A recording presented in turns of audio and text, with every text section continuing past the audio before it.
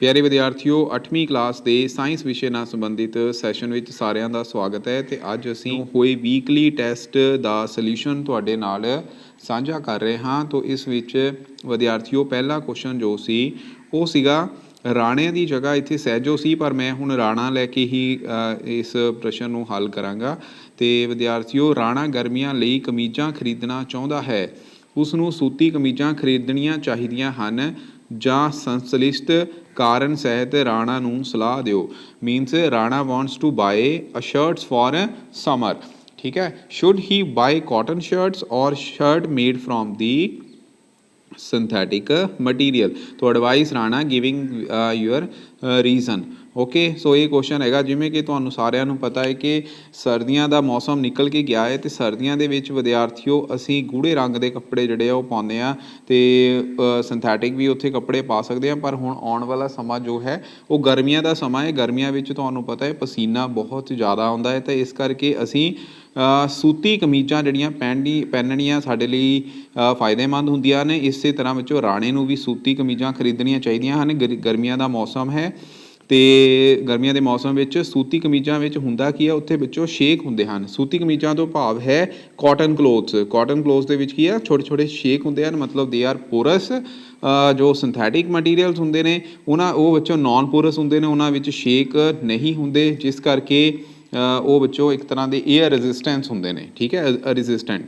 तो सूती कमीज़ां पसीना नूं विचों सोख सकदियां हन ते शरीर नूं सुक्का रखदियां हन, जदों कि संश्लिष्ट कमीज़ां ना तो पसीना सोखदियां हन ते ना ही ये शेक युक्त हुंदियां हन। Okay, so we can say clothes cotton clothes soak sweat and give a dry feeling while synthetic clothes have a little water absorbing property. Fine.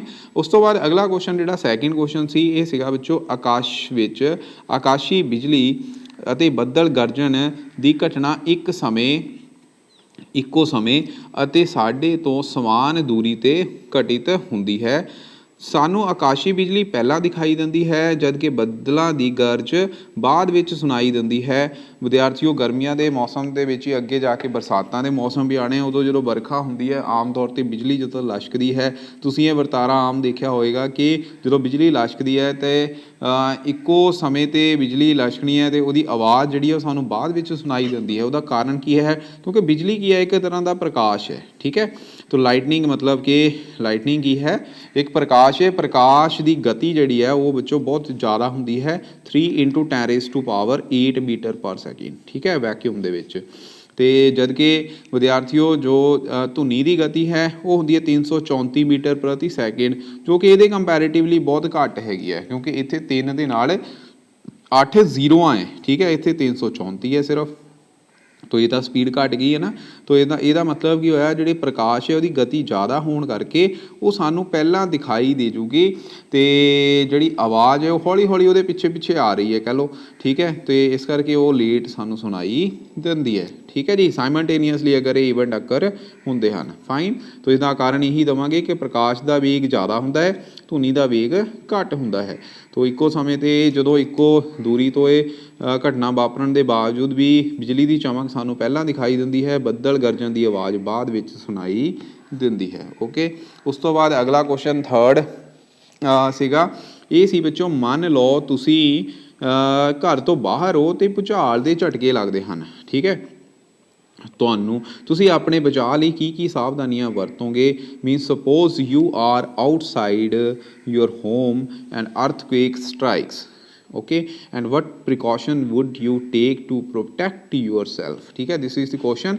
तो इस विच बच्चों किहड़ियां सावधानियां ने प्रिकॉशनस हैगियां ने वो की प्रोटैक्शन असी against the earthquake from the outside की वरतांगे। उहदे विच सब तो पहला तो काम यह होगा कि किसी खुले स्थान पर जाके लेट जाओ, मतलब कि इमारत रुख ते बिजली के खंभे तो दूर हो जाओ। ठीक है, सो lie down in a open far from the building trees and electric wires।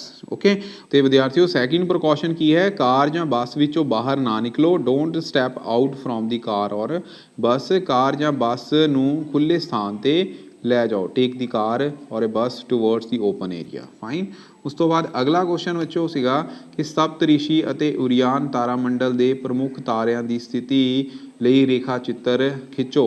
Means sketch draw the sketches to show the relative position of prominent stars that are Ursa Major and Orion. ਠੀਕ ਹੈ, ਇਹਨਾਂ ਨੂੰ ਤੁਸੀਂ ਉਰਸਾ major ਅਤੇ Orion ਜਿਹੜੇ ਨੇ ਉਹ star ਦੀ ਤਾਰਿਆਂ ਦੀ ਮਦਦ ਦੇ ਨਾਲ ਖਿੱਚਣੇ ਹਨ। ਅਤੇ ਵਿਦਿਆਰਥੀਓ ਸਪਤਰਿਸ਼ੀ ਜਿਹੜਾ ਹੈ ਕੁਛ ਇਸ ਤਰ੍ਹਾਂ ਦਾ ਹੁੰਦਾ ਹੈ। ਇੱਥੇ ਪੋਲ ਸਟਾਰ ਹੈ, ਠੀਕ ਹੈ, ਪੋਲ ਸਟਾਰ ਦੇ ਸਾਹਮਣੇ ਇਸ ਤਰ੍ਹਾਂ ਫਸਟ ਤਾਰਾ, second, third, fourth, fifth, sixth, seventh ਤੋਂ ਆਹ 7 ਤਾਰਿਆਂ ਦੇ ਨਾਲ ਕੀ ਹੈ ਇੱਥੇ ਕੜਛੀ ਬਣੀ ਹੋਈ ਹੈ। ਠੀਕ ਹੈ, ਅਤੇ ਇਸੇ ਤਰ੍ਹਾਂ ਵਿਦਿਆਰਥੀਓ ਉਰੀਆਨ ਜਿਹੜਾ ਓਰੀਅਨ ਹੈ ਇਹ ਕਿਸ ਤਰ੍ਹਾਂ, ਇਹਦੇ ਵਿੱਚ ਵੀ 7 ਤਾਰੇ ਹੁੰਦੇ ਹਨ। ਇਹਨਾਂ ਦਾ ਪੈਟਰਨ ਕੁਛ ਇਸ ਤਰ੍ਹਾਂ ਬਣਦਾ ਹੈ। ਫਾਈਨ।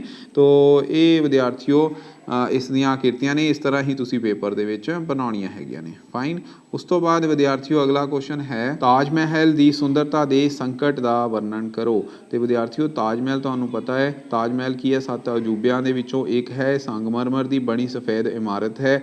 ਹਵਾ ਪ੍ਰਦੂਸ਼ਿਤ ਨਾਲ ਇਮਾਰਤ ਨੂੰ ਇਸ ਨੂੰ ਖਤਰਾ ਹੈ। ਕਿਉਂ? ਕਿਉਂਕਿ ਤਾਜ ਮਹਿਲ ਦਾ ਖੇਤਰ ਜਿਹੜਾ ਸਲਫਰ ਡਾਈਆਕਸਾਈਡ, ਨਾਈਟ੍ਰੋਜਨ ਡਾਈਆਕਸਾਈਡ ਵਰਗੀਆਂ ਜ਼ਹਿਰੀਲੀਆਂ ਗੈਸਾਂ ਨਾਲ ਘਿਰਿਆ ਹੋਇਆ ਹੈ। ਤੋ ਤਾਜ ਮਹਿਲ ਜੋ ਕਿ ਆਗਰੇ ਦੇ ਵਿੱਚ ਹੈਗਾ ਅਤੇ ਉੱਥੇ ਵਿੱਚੋਂ ਫਿਰ ਇਸ ਦਾ ਜਿਹੜਾ ਇਫੈਕਟ ਹੈ ਉਹ ਗੈਸਾਂ ਦੇ ਰੂਪ ਦੇ ਵਿੱਚ ਆ ਰਿਹਾ। ਜਦੋਂ ਵਰਖਾ ਹੁੰਦੀ ਹੈ ਅਤੇ ਵਰਖਾ ਵਿਦਿਆਰਥੀਓ ਇਹਨਾਂ ਨਾਲ ਗੈਸਾਂ ਨਾਲ ਮਿਲ ਕੇ ਤੇਜ਼ਾਬੀ ਵਰਖਾ ਦੇ ਰੂਪ ਦਾ ਧਾਰਨ ਕਰ ਲੈਂਦੀਆਂ ਨੇ। ਠੀਕ ਹੈ, ਤੇਜ਼ਾਬੀ ਵਰਖਾ ਬਣਾਉਂਦੀਆਂ ਨੇ। ਤੇਜ਼ਾਬੀ ਵਰਖਾ ਇਮਾਰਤ 'ਤੇ ਡਿੱਗਦੀ ਹੈ ਅਤੇ ਉਸ ਨੂੰ ਘੋਲਦੀ ਹੈ ਅਤੇ ਪੀਲਾ ਕਰਦੀ ਹੈ। ਠੀਕ ਹੈ, ਤਾਂ ਜੇ ਤੇਜ਼ਾਬੀ ਵਰਖਾ ਨੂੰ ਨਾ ਰੋਕਿਆ ਗਿਆ ਤਾਂ ਇੱਕ ਦਿਨ ਇਮਾਰਤ ਡਿੱਗ ਜਾਵੇਗੀ ਅਤੇ ਇਸ ਦੇ ਪੱਥਰ ਨਸ਼ਟ ਹੋ ਜਾਣਗੇ। ਠੀਕ ਹੈ, ਸੋ ਇੰਗਲਿਸ਼ ਮੀਡੀਅਮ ਵਿੱਚ ਅਸੀਂ ਕੀ ਕਹਾਂਗੇ, Taj Mahal is the one of the 7 wonders in the world while it is a white building made up of white marble. ਠੀਕ ਹੈ, so the area surrounding the Taj is congested with the many harmful gases such as sulfur dioxide and nitrogen oxide.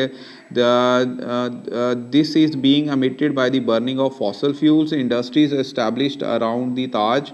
Okay, so these gases dissolve in the rain water to form a acid rain, and this acid rain fall on the marble which react with it to dissolve it or tarnish it. Okay, so if no step has been are taken to minimize the fall of acid rain, one day Marble Mountain will remain no more and all marble will get damaged. ਠੀਕ ਹੈ ਜੀ, ਸੋ ਇਹ ਵਿਦਿਆਰਥੀਓ ਯਾਦ ਰੱਖਣਾ ਹੈ। ਇੱਥੇ ਜਿਹੜਾ sulphur dioxide gas ਹੈ ਇਹ ਵਿਦਿਆਰਥੀਓ ਪਾਣੀ ਦੇ ਨਾਲ, ਜੋ ਕਿ ਵਰਖਾ ਦਾ ਪਾਣੀ ਹੋਏਗਾ ਉਸ ਨਾਲ ਮਿਲ ਕੇ ਕੀ ਬਣਾ ਦਿੰਦੇ ਨੇ, ਸਲਫੋਰਸ ਐਸਿਡ, ਜੋ ਕਿ H2SO3 ਹੁੰਦਾ ਹੈ। ਇਸੇ ਤਰ੍ਹਾਂ NO2 ਗੈਸ ਜਿਹੜੀ ਹੈ ਪਾਣੀ ਨਾਲ ਮਿਲ ਕੇ ਕੀ ਬਣਾਉਂਦੀ ਹੈ, ਨਾਈਟ੍ਰਿਕ ਐਸਿਡ HNO3, ਜਿਸ ਨੂੰ ਅਸੀਂ ਫਿਰ ਤੇਜ਼ਾਬੀ ਵਰਖਾ ਦਾ ਨਾਮ ਦੇ ਦਿੰਦੇ